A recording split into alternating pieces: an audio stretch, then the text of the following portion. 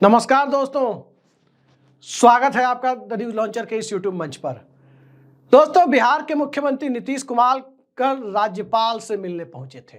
नीतीश कुमार जब गवर्नर से मिलने पहुंचे, तमाम तरह की अटकलें शुरू हो गई। लेकिन अपने दर्शकों को मैं पहले ही स्पष्ट कर दूं कि जब तक लालू यादव की सदिच्छा के साथ तेजस्वी यादव खड़े नहीं होंगे, बिहार में कोई खेला नहीं होगा।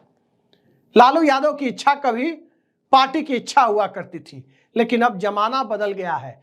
अब नई पीढ़ी का दौर है, व्हाट्सएप वाली पीढ़ी का, नई पीढ़ी का, जो तमाम तरह के किंतु परंतु को देखकर अपनी तमाम सियासत को मझधार में, किंतु परंतु के मझधार में छोड़ देती है। लेकिन क्या राज्यपाल आरिफ मोहम्मद खान के अब का बिहार आना और नीतीश कुमार की सियासत का मझधार में फंस जाना, यह संयोग है या प्रयोग है? मुख्यमंत्री पहुंचे राज्यपाल से मिलने और उसके बाद कुछ ही देर के बाद 4 वाइस चांसलर की नियुक्ति का आदेश जारी हो गया। और जो लिस्ट जिस प्रकार की बताई जा रही है, मुख्यमंत्री के बारे में जो खबर आ रही है कि वो कतई इस लिस्ट से खुश नहीं है। पिछले कई राज्यपालों के साथ इसी तरह के मामलों को लेकर मुख्यमंत्री का सीधा सीधा टकराव दिखाई पड़ रहा था, चाहे फागू चौहान रहे हो, चाहे राजेंद्र बिश्नोई लेकर रहे हो, कहीं खुले तौर पर तो कहीं ढके तौर पर। और के पाठक की एंट्री जब हो गई थी, तब तो फागू चौहान के आदेश को कौन पलटता है?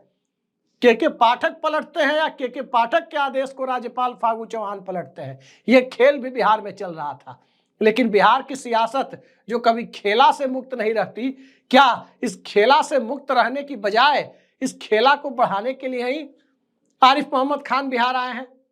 दरअसल आरिफ मोहम्मद खान के आने के बाद कई लोग ये कयास लगा रहे थे कि नीतीश कुमार और आरिफ मोहम्मद खान के संबंध मधुर रहेंगे। इसलिए भी मधुर रहेंगे कि दोनों जनता दल वाले हैं। जैसे सत्यपाल मलिक और नीतीश कुमार थे, सत्यपाल मलिक और नीतीश कुमार दोनों विश्वनाथ प्रताप सिंह की सरकार में मंत्री थे। ठीक उसी तरह से आरिफ मोहम्मद खान भी विश्वनाथ प्रताप सिंह की सरकार में मंत्री थे।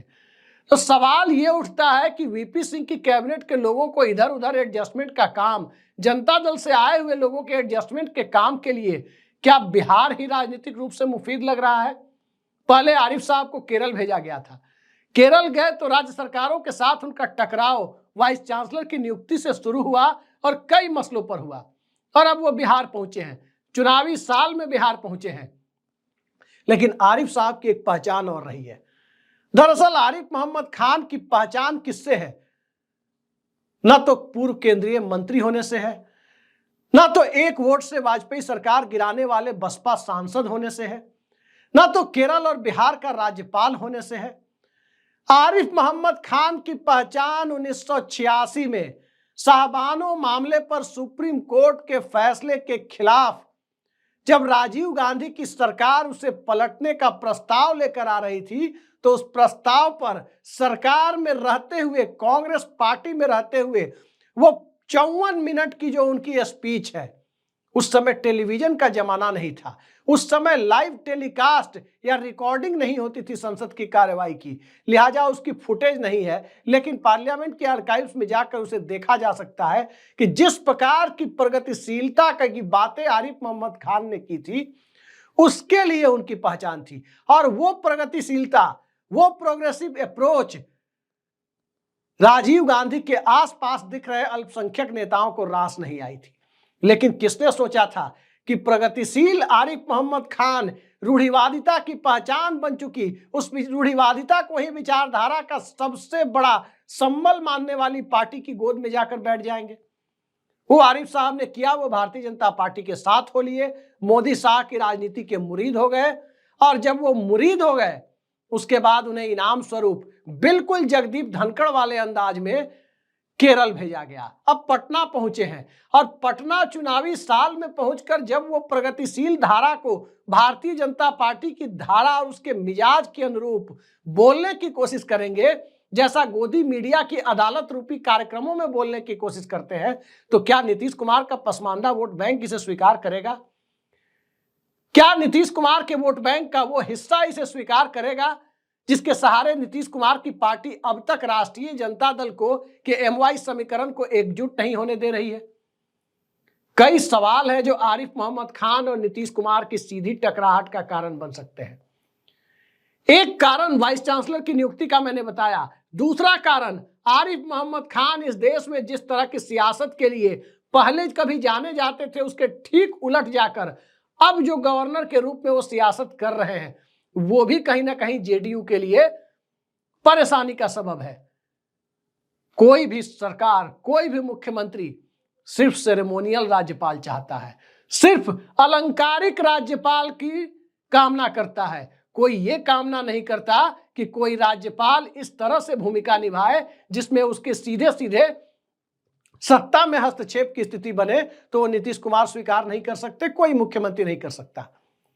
बिहार वो जगह है जहां कांग्रेस पार्टी के जमाने में राज्यपाल गोविंद नारायण सिंह को वोट नहीं दिया गया था कि वो पटना के घाटों का निरीक्षण कर सके, और विवाद बहुत गहरा हो गया था और अंततः राज्यपाल और मुख्यमंत्री दोनों की रुखसती हो गई थी।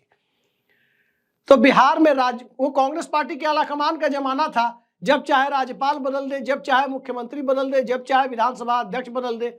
ये सब कांग्रेस पार्टी में 80 से 90 के दरमियान इस देश के कई राज्यों ने देखा, बिहार भी उनमें से एक था।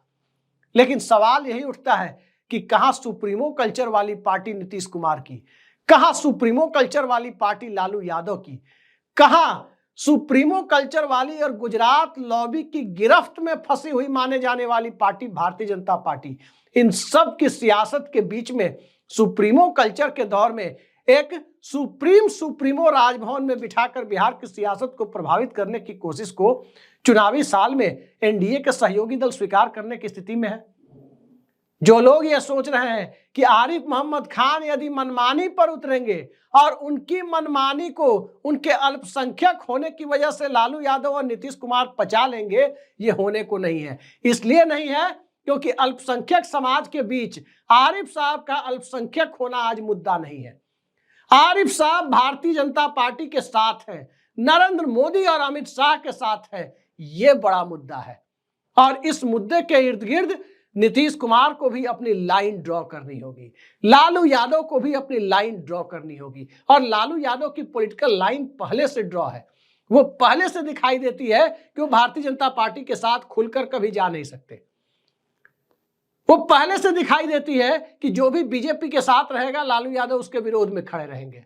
लेकिन ये बात भी सही है कि भाजपा के साथ रहकर आरिफ साहब जैसे गवर्नर को सीधे सीधे सत्ता के अंदर हस्तक्षेप की इजाजत नीतीश कुमार भी नहीं दे सकते। दलित राज्यपाल, दलित समाज से आने वाले राज्यपाल, अति पिछड़ा समाज से आने वाले राज्यपाल, ये सब खेल तो सियासत में चलता है और उनके वोट बैंक का उनके साथ जज्बाती रूप से जुड़ने का खतरा रहता है, तो खुल के बोलते नहीं है। कई बार चीजें पर्दे के पीछे सोल्व करने की कोशिशें होती है, लेकिन आरिफ साहब के मामले में ऐसा नहीं है। यहां नीतीश कुमार को खुलकर बोलना भी पड़ सकता है। अब जरा बिहार की सियासत में नीतीश कुमार और राज्यपालों की भूमिका की चर्चा हम कर ही रहे हैं, तो एक वानगी ये भी देख लीजिए कि नीतीश कुमार कभी भी गवर्नर के साथ विवाद में खुलकर उस तरह से सामने नहीं आते जैसे कभी स्पीकर के साथ सीधे सीधे वो भिड़ गए थे विधानसभा में। भले वो स्पीकर आज उनके डिप्टी सीएम है और भाजपा का मुख्यमंत्री बनाने की कामना कर रहे हैं अटल जी की श्रद्धांजलि के लिए, लेकिन नीतीश कुमार और राजभवन में जब भी टकराव हुआ तब एक मॉडल देखने को मिला। बिहार के डिजिटल मीडिया प्लेटफॉर्म हो, बिहार के अखबार हो या बिहार के दूसरे टेलीविजन चैनल हो, हर जगह जैसे दिल्ली में गोदी मीडिया देखते हैं, पटना में भी एक मैनेज्ड प्रबंधित मीडिया जरूर देखने को मिलता है। और सीधे सीधे राजभवन बनाम मुख्यमंत्री के विवाद को सीधे उछाला जाता है। और स्वाभाविक है कि जिन अखबारों को ऐड सत्ता से मिलता है उन्हें ऐड बंद होने का भी खतरा होता है, और ऐड बंद करने का अधिकार सरकार को ही है, यानी नीतीश कुमार की सरकार को। तो किसके इशारे पर उछाला जाता है ये कहने की जरूरत नहीं है। एक को तो जो अब बिहार में नहीं, अब दूसरे राज्य में चले गए और पता नहीं अब राज्यपाल है या नहीं है, उनको तो बिहार में कुछ लोग भ्रष्टपाल तक कह रहे थे।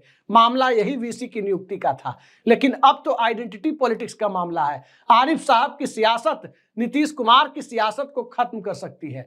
आरिफ साहब की सक्रियता नीतीश कुमार को कई जगह राजनीतिक रूप से मुश्किलों में डाल सकती है। और आरिफ साहब की सक्रियता के दौर में बिहार जैसे पॉलिटिकली सेंसिटिव स्टेट में जिस प्रकार वो लोगों से डायरेक्ट मिल रहे हैं, खासकर अल्पसंख्यक समाज के उच्च वर्ग की एक बिरादरी के लोगों से, जी हां, मुस्लिम समाज के जनरल कैटेगरी के एक बिरादरी विशेष के, एक समाज, एक जाति विशेष के लोगों से जिस प्रकार से वो खुलकर घुल मिल रहे हैं, उसका साफ असर दिख रहा है कि उसका इलेक्टोरल पॉलिटिक्स में बीजेपी को तो कोई गेन नहीं होगा, लेकिन उनके बयान जो निकलेंगे, आप देखिए, वो दिन दूर नहीं है। मैं यहां एक भविष्यवाणी कर रहा हूं कि वो दिन दूर नहीं है जब गोदी मीडिया में अदालत लगाने वाले चैनल पर आरिफ साहब एक बार फिर नजर आ जाए, बिहार में अपने बतौर बिहार के राज्यपाल नजर आ जाए और फिर वहां कुछ ऐसी बातें करें जिन बातों के लिए आरिफ साहब जाने जाते हैं, या उनके मुंह से ऐसी बातें निकलवाई जाए, ऊपर से नीतीश कुमार और लालू यादव के साथ पुराने संबंधों की दुहाई। और उस दुहाई के लिए तो स्वाभाविक है कि नरेंद्र मोदी ने उन्हें पटना नहीं भेजा है, एजेंडा कुछ और है। और उस एजेंडे को पूरा करने की दिशा में जैसे ही आरिफ मोहम्मद खान बढ़ेंगे, लालू यादव और नीतीश कुमार का कॉमन एजेंडा, जो प्रशांत किशोर के मामले पर आप देख रहे हैं कि दोनों एक तरीके से हमलावर हैं, बिल्कुल आरिफ मोहम्मद खान के राजनीतिक बयान आने जिस दिन शुरू हो जाएंगे, उस दिन से दोनों एक तरीके से, दोनों ही पार्टियां एक तरीके से राज्यपाल के प्रति अपने रुख का सार्वजनिक प्रदर्शन करने लगेंगी। खेला के बिना सियासत नहीं रह सकती बिहार की, और खेला के बिना बिहार के लोग भी राजनीति को टीवी सीरियल की तरह उसका आनंद नहीं ले सकते। लेकिन खेला की बुनियादी जरूरत कौन तय करता है? बुनियादी जरूरत वही तय करते हैं जो सत्ता के केंद्र में होते हैं, या सत्ता के केंद्र में भागीदार के रूप में ही सही आने के लिए व्याकुल होते हैं, या जाने के लिए भी कुछ लोग व्याकुल होते हैं। लेकिन इसके बीच में यदि राजभवन आ जाए तो खेला स्क्वायर भी देखने को मिल सकता है। आनंद लीजिए और देखिए अभी राज्यपाल और मुख्यमंत्री के बीच जो फिलहाल एक अच्छे संबंधों को के सार्वजनिक प्रदर्शन की कोशिश जो जारी है, इन कोशिशों पर से पर्दा हटने में कितना वक्त लगता है। आज के लिए इतना ही, नमस्कार।